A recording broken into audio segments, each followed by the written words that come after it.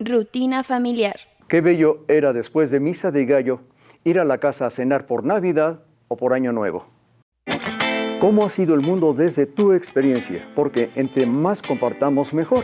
Nos da posibilidades de entender nuestras semejanzas y comprender nuestras diferencias sin juzgar, desde cero. Soy Lalo Silva y esto es Entrevista desde Cero.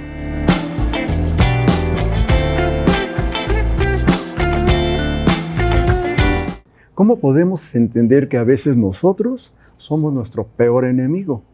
¿Cómo es factible que de pronto hayamos caído por las razones que sea en lo que alguien llama vicio, otros lo llaman enfermedad? Pero el caso está en que siempre hay ángeles que nos ayudan en los momentos difíciles, a menos que nosotros decidamos no hacerles caso. Hoy tenemos uno de ellos. Jaime, gracias por estar aquí y empiézanos a platicar un poco. ¿Por qué te metes en esa rama de que vas a ayudar a gente que ha caído de alguna u otra manera en un estado de vida que fuera en contra de sí mismo? Que por cierto, yo nunca he visto a alguien que esté en ese caso que sea feliz. Finalmente no es feliz, todos los que yo conozco. Pero tú, ¿qué haces? ¿Por qué estás metido allá? ¿Y cómo es que los ayudas? Bueno, nosotros, para empezar, muchas gracias por tu invitación. Al contrario, Jaime. Para empezar, desde un principio veíamos que muchas veces decimos que el alcoholismo y la drogadicción es un vicio y no es un vicio, es una enfermedad. La Organización Mundial de la Salud lo volvió a confirmar y es importante recalcar que yo siempre vea que no es vicio, porque el vicio es la creencia de que yo no tengo fuerza de voluntad y que por eso estoy en la adicción, por eso estoy en el alcoholismo. Y una persona que tenga esta enfermedad, porque es enfermedad y no vicio, no va a aceptar que la tiene, porque va a decir, no, yo sí le echo ganas, tengo fuerza de voluntad para mi trabajo, para muchas cosas, y en esto no puedo. Pero no es que se trate de fuerza de voluntad, es una enfermedad. Y cuando yo escucho que tienes una enfermedad y me cae el 20 de que estoy enfermo, busco ayuda. Perfecto. Y eso es lo importante. ¿Y cómo es, en general, en qué momento alguien decide dar ese paso? Independientemente de que no tienes por qué calificarlo, simplemente decidió dar ese paso y se deja llevar, ¿en qué momento? Por las drogas, por el alcohol. ¿Cuándo pasa eso? Desgraciadamente, y lo digo así, desgraciadamente nuestra cultura cada vez es más hedonista y no enseña al niño a vivir la frustración. El niño desde pequeño tiene que aprender a vivir experiencias dolorosas y está capacitado para hacerlo a su nivel. Y poco a poco va fortaleciéndose y dentro de él está la respuesta para enfrentarse ante una experiencia dolorosa. Y eso es lo que hay que enseñarle a los niños. La mejor manera de educar a un niño es dejándolo que viva las frustraciones, poniéndole límites y castigos y que los cumpla. Si se dice que va a no ver televisión una semana y a los 2 días, bueno, ya vela, no lo estoy ayudando. El chiste es que yo aprenda a vivir la frustración, a vivir experiencias dolorosas. Cuando crezco, como no he aprendido a enfrentarlas, llega una experiencia dolorosa y me escapo con algo externo, como es el alcohol. Me distraigo con él, ¿no? Como ahora el celular. El celular es una de las adicciones más espantosas si se cae en él, ¿no? En el uso inadecuado de él. Y por eso los niños hay que evitar que estén con los celulares, porque se escapan por ahí y no se enfrentan al dolor, a las experiencias dolorosas. ¿Y cuál es tu experiencia para llegar a todo esto? Porque además yo sé que has vivido por diferentes caminos, has hecho un tejido muy especial, pero pues empezando, hay gente que es un sándwich, se le dice, porque tiene una tapa y otra tapa abajo y él es el del centro. Estamos hablando de una familia de 3, pero en tu caso eres un club sándwich donde hay 6 tapas antes primero, luego y 6 yo, tapas luego abajo 6. Y tú estás en medio. Sí, ¿Cómo se vive eso? Que ya ni jamón me tocó del sándwich. Sí, fíjate que por un lado es una experiencia maravillosa porque nunca estuve solo. Desde que nací ya tenía hermanos y luego tuve más. Y es una experiencia extraordinaria que ayuda mucho a que sociabilices, aprendas a hablar, a platicar con todos. E incluso maravilloso también porque hay un hermano que es súper disciplinado, hay otro que le vale gorro todo. Hay diferentes tipos de hermanos porque cada niño sabiamente desde pequeño dice 1, 2, 3, él es así, él es así, él es así. No, yo no soy ninguno de ellos. Y él busca otra manera de ser distinta para ser él y ser diferente, ¿no? ¿Dónde desarrollaste tu niñez? Bueno, en Coyoacán, yo nací en una familia en Coyoacán, fui el séptimo de 13 y empezamos a crecer padrísimo en ese tiempo porque... Un lugar muy bonito, muy bonito. Sí, muy bonito y además con mucha libertad. Íbamos a casa de los vecinos, íbamos y oye, vas a jugar canicas porque ya apartaron el hoyo. No, pues si mañana quieres jugar, te paras temprano y lo apartas para que juegues con nosotros, porque nosotros éramos 7, ¿no? Ya éramos un grupo grande y así. Uh-huh. Y había muchísima libertad y de repente nomás oíamos un silbato de mi mamá, quiere decir que ya vayamos a comer, ¿no? Oye, ¿qué te llevó a ser médico, veterinario o tecnista? Bueno, desde chico me encantaba la naturaleza. Yo estuve en los Boy Scouts desde chico. Mis hermanos se burlaban de mí porque andábamos con shorts y empezaban ahí con sus burlas, pero a mí me importó muy poco y aprendí a vivir en campamentos, a aprovechar la naturaleza y cuidarla. Siempre me encantó. Y llevaban toda la filosofía del libro de la selva, ¿no? Sí, sí. Aquila, Mowgli y todos esos. Exactamente, ¿no? Y sobre todo proteger y cuidar mucho la naturaleza y aprender a usarla, pero sin nada de dejar basura, nada. Todo era otra cosa, muy, muy padre.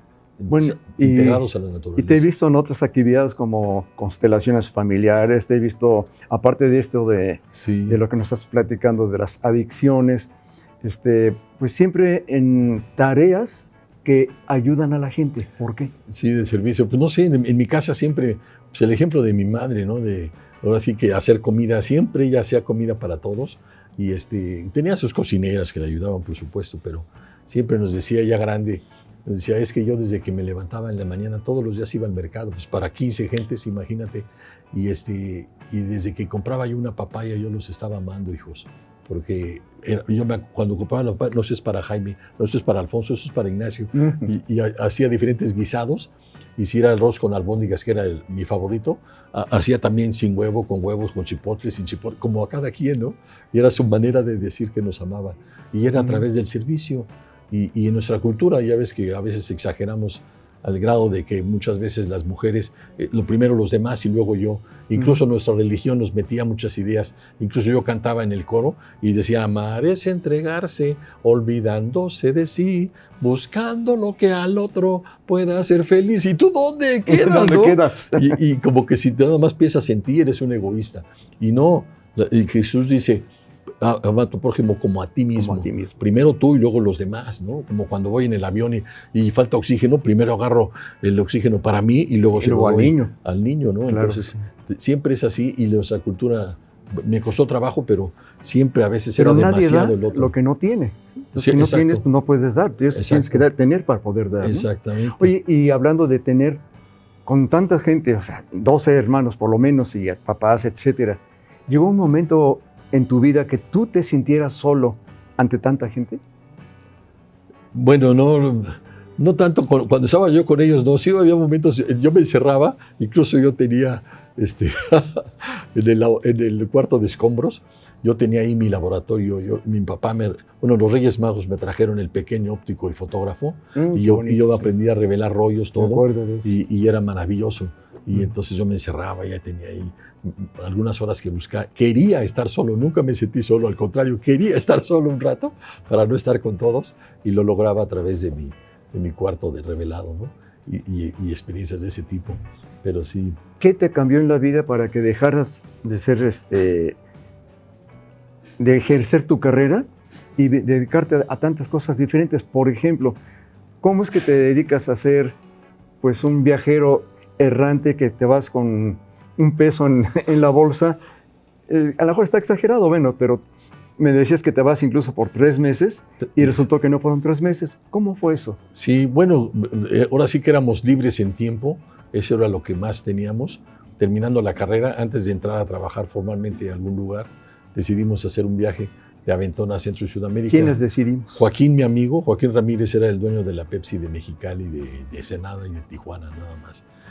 Y lo habían mandado sus papás a estudiar a México y su papá murió cuando él tenía 7 años, entonces sus tíos lo mandaron y él pues vivía solo en Coyoacán, ahí en un caserón enfrente de la mía y se la pasaba con nosotros y él en vacaciones iba con su mamá a conocer toda Europa y conocer todo el mundo, ahora sí que tenía con qué. y quería antes de regresar a su jaula de oro, como él me decía, que era la fábrica en Mexicali, me dijo él, vamos a hacer un viaje diferente, de aventón. Y yo dije, pues claro, pues es lo que yo hago yo de scout, vamos. Y entonces decidimos hacer un viaje. Pero tus papás, ¿qué dijeron de eso? ¿Cómo que no. ya me voy? No, yo les dije con tiempo y dije, ahora que me reciba me voy y regreso. Y dijo mi papá, sí. Y agarró a Joaquín y le dijo, porque lo veía como un segundo papá, Joaquín, a él.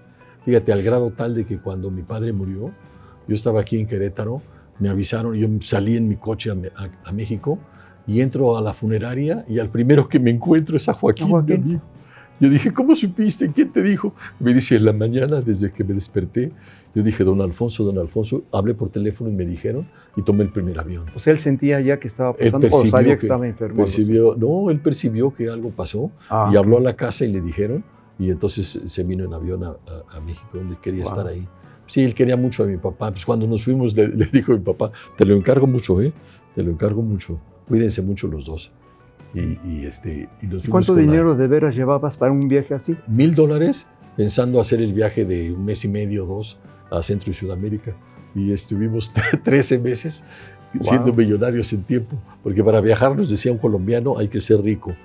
Y dijimos, qué novedad. No, pero rico en dinero o rico en tiempo. Tienen que regresar a México mañana, son millonarios en tiempo, no necesitan plata. Y fuimos aprendiendo.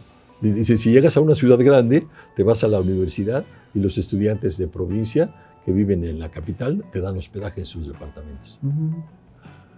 Y si llegas a un pueblito, vas con el padre y le dices, padre, mire, yo soy mexicano, y de acá, le enseñas tu pasaporte para que vea que es verdad, y te da hospedaje.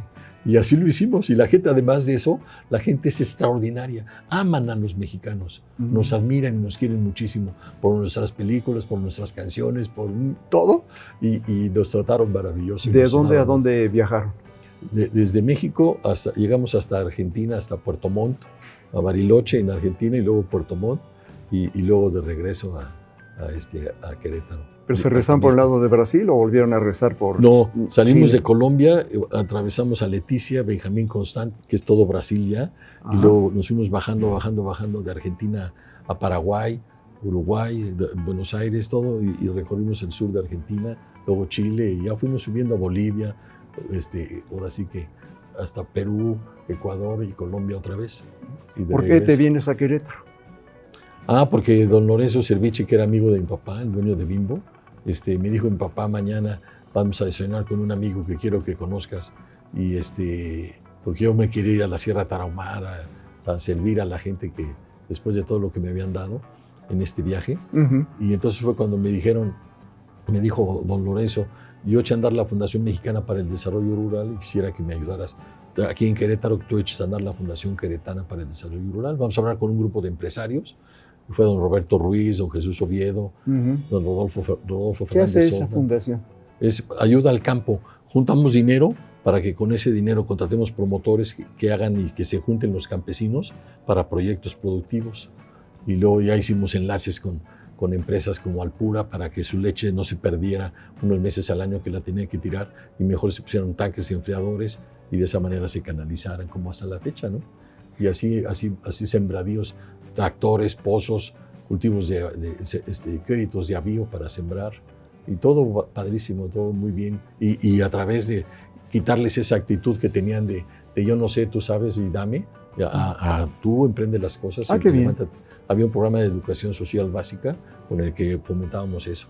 Yo estuve por ahí y después de unos años fue cuando ya don Pablo Latapí me llamó la atención porque varios de los grupos tenían socios que tenían ahora sus relojotes y ahora andaban con sus problemas de tragos y con más mujeres, una locura.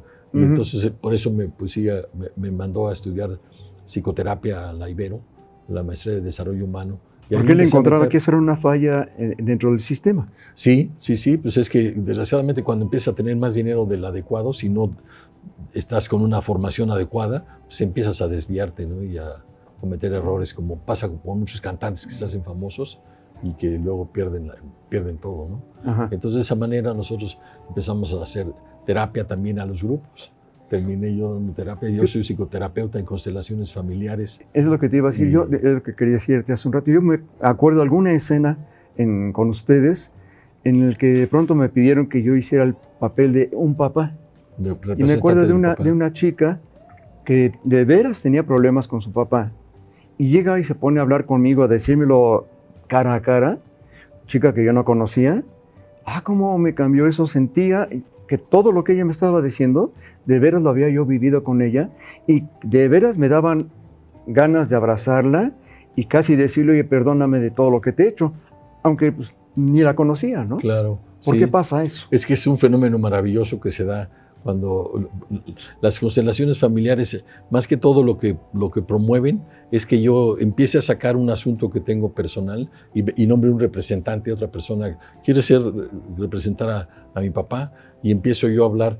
Desde que yo estaba estudiando, me acuerdo que llegó ahí un empresariote queretano y me dice, ¿tú qué puedes representar a mi papá? Yo me paré y de repente me empezó a doler muchísimo, todo es sensaciones y sentimientos, y expresarlos sin palabras. Yo empecé a sentir muchísimo dolor en la pierna y me dice la terapeuta, muévete hasta que se te quite. Y cuando trajeron una silla y doblé la rodilla, quedé parado así con la rodilla así, se me quitó el dolor. Y entonces este amigo, que era un empresario todo así muy inexpresivo, empezó a llorar así nomás. No me digas. Sí, y hicimos todo el trabajo y le dijo ella, ¿qué te pasó? ¿Por qué cuando él dobla la silla y tú empiezas, no, es que mi papá ya murió, pero 5 años antes de morir le amputaron la pierna derecha? Ay. Y yo vi a él como, y yo dije, ahí está mi padre, y por eso pude trabajar y hablarle y decirle, eso me ayudó a meterme en la experiencia. Y eso es lo que generan las constelaciones. Wow. Nombras a representantes y se involucran, se llenan de toda esta energía de tu experiencia personal. Oye, ¿no pueden pasar situaciones que de pronto tú, como el que está llevando todo este grupo, de pronto no puedas manejar? No, fíjate que la sabiduría organísmica, eso es lo maravilloso de todo esto, que se da lo que sí puede manejarse y de la manera adecuada. Y Bert te lo dice. Dice, es que lo más maravilloso de un terapeuta en constelaciones familiares es que no es el que dirige y está arriba. Al contrario, él está en la humildad y está abierto a recibir cualquier mensaje de quien sea. Y eso es práctica y práctica y práctica para poder enriquecer la experiencia y cerrarla bien. Incluso ahorita, por ejemplo, ¿por qué Estados Unidos consume más del 80% de la producción mundial de drogas ilegales? ¿Por qué? Porque los abuelos de los gringos los mandaron a Vietnam, a la guerra, a matar gente. Y las lealtades sistémicas, así como hay lealtades, el equilibrio entre dar y tomar de la pareja, yo te doy cariño, tú me das cariño y vamos creciendo juntos, así también hay lealtades sistémicas de los abuelos a los hijos y los nietos. Si el abuelo quita la vida porque lo mandan a fuerzas a matar gente, el nieto se quita la vida, inconscientemente se quiere suicidar. Por eso dice Bert, atrás del consumo de drogas ilegales hay un suicidio encubierto. Wow. Y por eso surgieron en Estados Unidos los deportes de alto riesgo. Tienen actitudes muy autodestructivas, por eso tienen eso. Oye, en este caso, lo que te estás dedicando, ¿cómo puedes tratar de prever eso si ya viene toda una infraestructura de antecedentes? ¿Cómo puedes tratar de prever eso o qué haces? Lo que hacemos más que nada en este caso con las constelaciones es sanar lo mejor que se pueda la situación que se está llevando, hacerle ver a la persona que de nada le sirve el que él critique a su papá o a su mamá por algo que hicieron y que tiene razón en cuanto a que es verdad que le golpearon a su mamá y a él cuando llegaba borracho el papá y yo me escondía hasta que ya crecí y ya dije ya nunca más golpeas a mi mamá y yo estoy enojado con él. Y eso es inadecuado. Te dice Bert, honrarás a tu padre y a tu madre significa que debes de respetarlo incondicionalmente. Sí decir tu enojo y tu malestar por lo que está haciendo, pero terminar diciéndole, no me gustó que me golpearas y sacar mi enojo y después decir, pero tú eres el grande y yo el pequeño. Y gracias por la vida. O sea, tú eres el que me está guiando, el que me dio la vida, de alguna manera. Exactamente. Y eso es algo que promueve la jerarquía, él está arriba de mí. Uh-huh.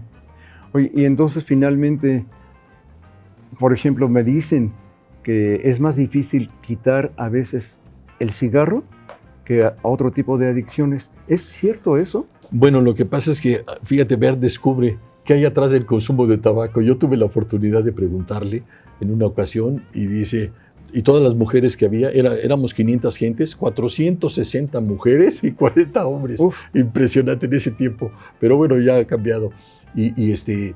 Y le pregunté y él decía, no, pues a ustedes no les interesa, ¿verdad? Pues todas a la hora del break salen a fumar.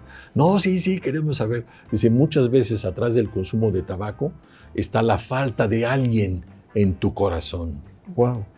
Un cierre de un trabajo, un dolor, un duelo no cerrado. Llegó una señora, por ejemplo, a la clínica de tabaquismo, yo les comenté todo esto. Seguíamos nosotros la técnica cognitivo-conductual, pero en este caso yo metía esto y ella, un mes dura el curso y puedes fumar 2 semanas y después ya no fumar. Y me decía ella, yo tengo mis papás, mis hermanos, mis tíos, mis hijos, yo no tengo ninguna pérdida de nada. Para mí no, y yo fumo. Y después de 2 semanas llega un día, llora y nos dice, entre mi segundo y mi tercer hijo tuve un embarazo que llegó hasta los casi 7 meses.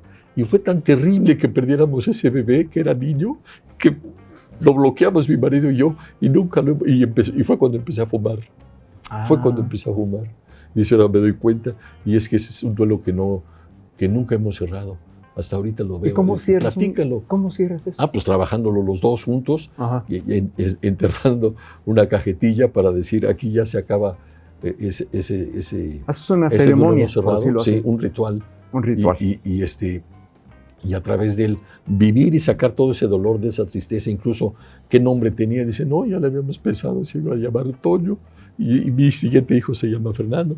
Dice, bueno, tu siguiente hijo no es el tercero, es el cuarto. Dile tú ahora que hubo 2 que viven, 1 que falleció y el cuarto, porque si no, él está en el lugar del que falleció. Ok, y ya se hace todo un ritual y se saca todo ese dolor. Se vive el proceso de duelo y deja el cigarro. ¿Cuál ha sido tu mayor satisfacción en ese aspecto? Híjole. Tu mayor logro. Sí. Bueno, en una ocasión una muchacha que llegó con nosotros, con su mamá, con el brazo enyesado, y ella llegó diciéndome, doctor, no sé qué hacer, ya van 3 coches que mi hija destroza y nunca le había pasado nada, pero ahorita mire, hasta el brazo se lastimó. Y ya se fue, empezamos a trabajar y atrás del alcoholismo, del exceso del consumo de alcohol, está la falta del amor del padre. El alcohol es el padre, por eso en nuestra iglesia, en nuestra religión católica, para que esté el Padre, el Hijo y el Espíritu Santo, se necesita que haya vino. El vino es el alcohol del Padre, la presencia del Padre. Y entonces, ya que se fue la mamá, empezamos a platicar y le comentaba yo a ella, ¿y tu papá? Y nomás se le pusieron los ojitos así. Y dice, no, mi papá nos paga todo, no hay ningún problema. Somos 3 hermanas, 3 mujeres, fíjate. Dios le mandó 3 mujeres a este señor para que aprendiera y no aprendía. Y entonces le digo, pero ¿hace cuánto que no ves a tu papá? 2 años. Híjole, él vive en Mérida o en Europa, ¿o dónde vive? No, en Celaya. Le hablé y le comenté.